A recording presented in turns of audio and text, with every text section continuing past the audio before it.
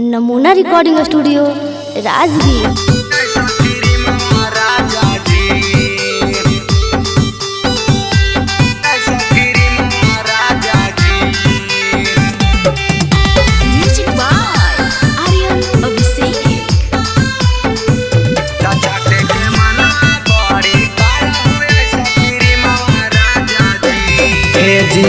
बढ़ल हो तो गरम चुओ पसेना महाराजा जी, बढ़ल हो तो गरम चुओ पसेना महाराजा जी।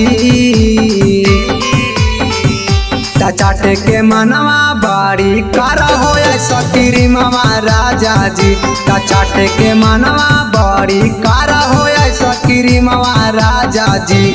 देखा होला हो तो गरम पूरा बदन महाराजा जी, कि देखा होला हक पूरा गरम बदन महाराजा जी। चाटे के मनवा बड़ी करा हो सकीरी महाराजा जी, चाटे के मनवा बड़ी करा हो सकीरी महाराजा जी।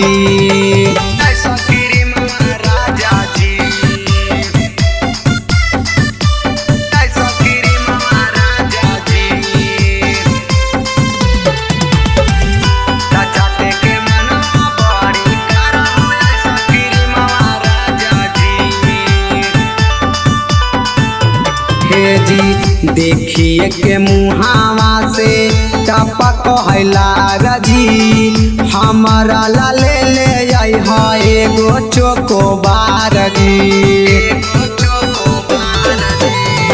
देखिए के मुहावा से टपक जी, हमारा ला ले आई है एगो चोकोबार जी।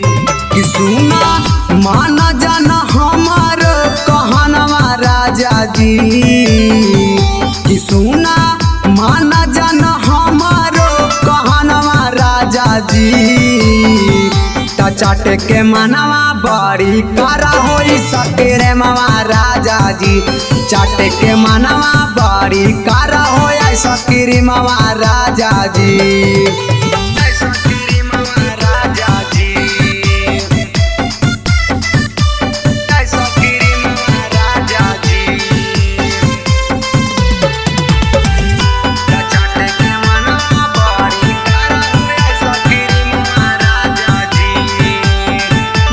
Recording studio Rajgir. सैया रविंदर हमार मानी जाना बतिया, गरमी के मारल मुहवा सूख जा हो रतिया।